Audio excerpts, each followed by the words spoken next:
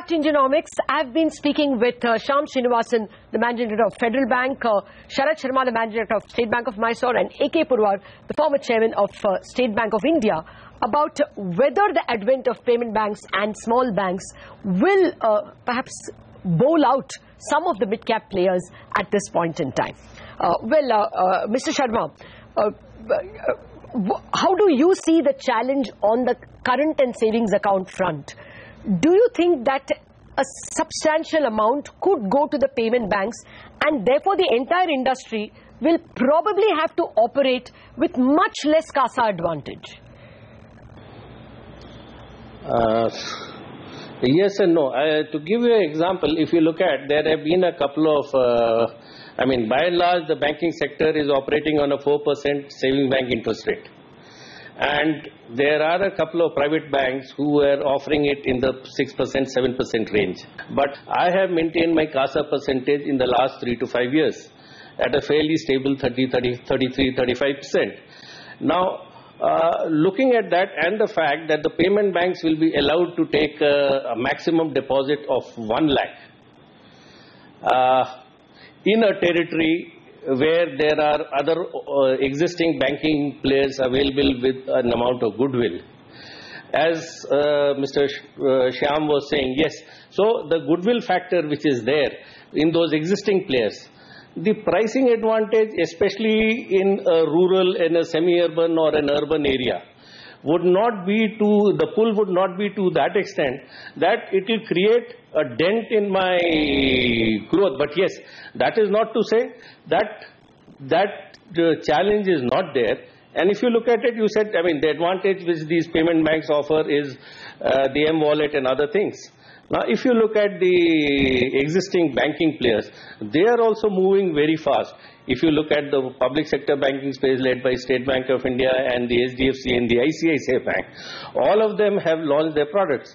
And the terms at which they are getting scaled up, by the time 2 years' time or 3 years' time, when these people will actually be alive and kicking, so liability side would also be a challenge for them to pick up. Your point. 1 minute, Mr. Sharma, just to oppose that point, Paytm has been claiming that they will start working as early as March.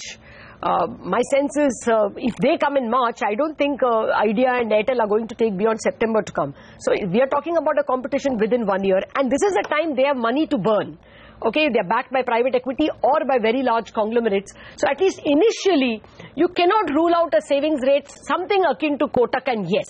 Now, while it is tedious for me having probably an ICICI account to take a cab and go to Yes Bank and open an account there and take advantage of that 6%, if it is on the wallet, if it is on my mobile, I might well do it. So while your current players will not, those who are 23, 24, 25, your bank customer of the next generation, of the next 10 years, will prefer opening that account, won't they? So incremental business will not fall for you, especially because they're paying more money or are likely to pay more money on their savings deposits.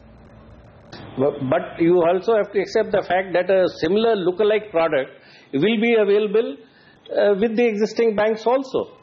In that case, the entire industry's margins will thin down, at least by about 0.5% or 1 percentage point from today's levels? That, of course, is a process of time that's already happening. If you look at over the last 2 or 3 years, there has been more of competition and there has been an element of erosion.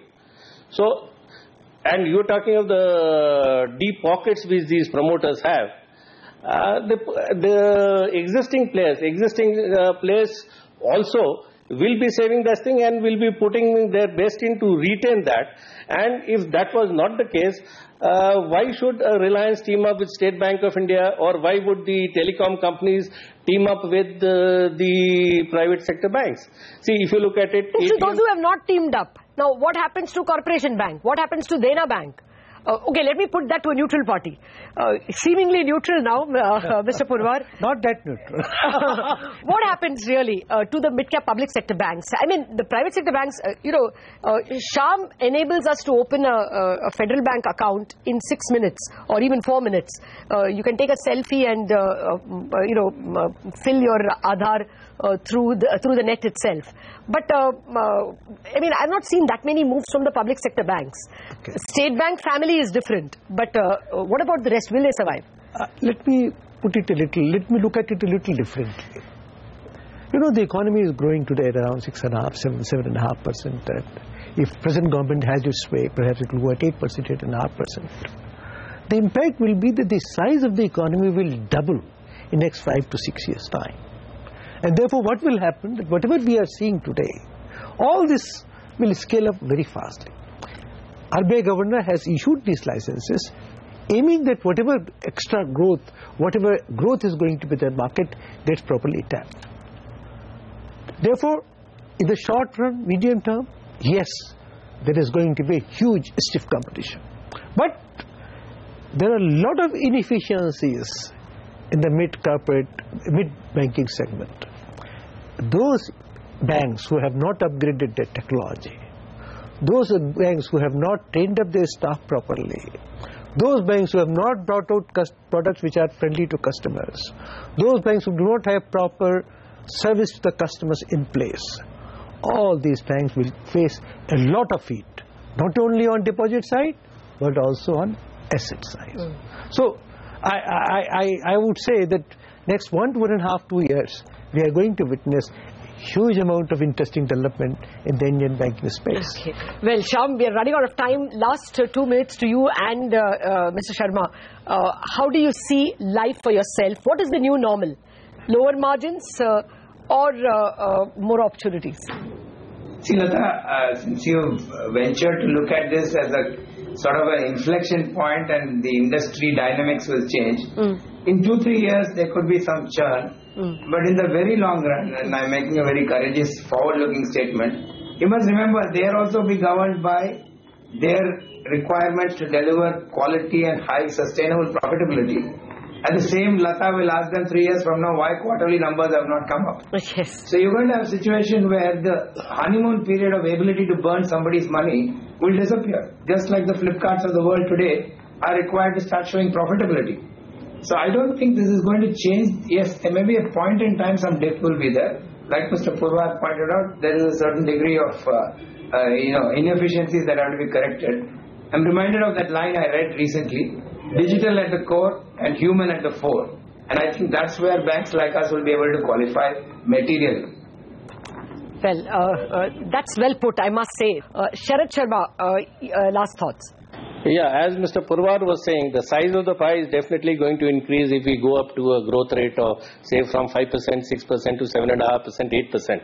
So there would be space for larger numbers, and which is what RBI has in mind.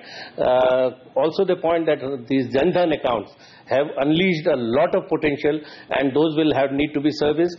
So it is either mainly the public sector banks who have maintained these accounts. If they will have to give proper service, timely service, decent products.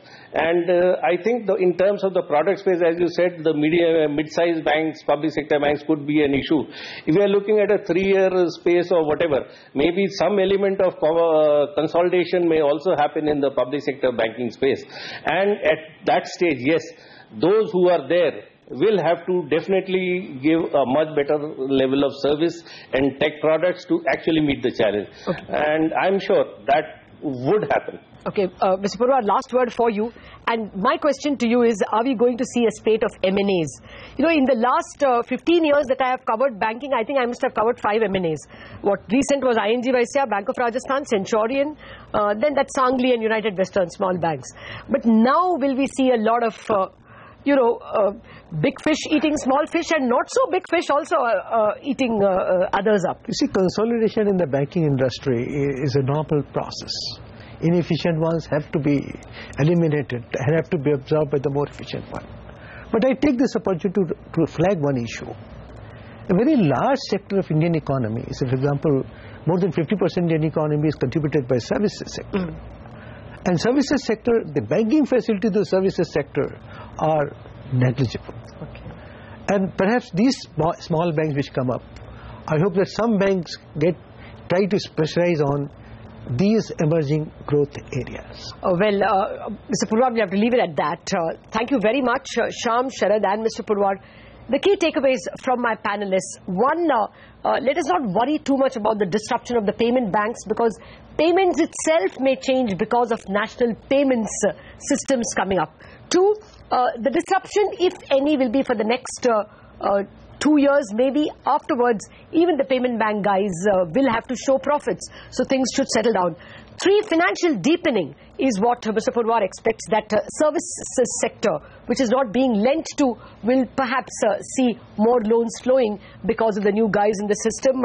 More M&A is definitely expected, and those who will survive will be those who can embrace technology. Those who are not able to serve the customer and stand up to technology are the ones who might lose out.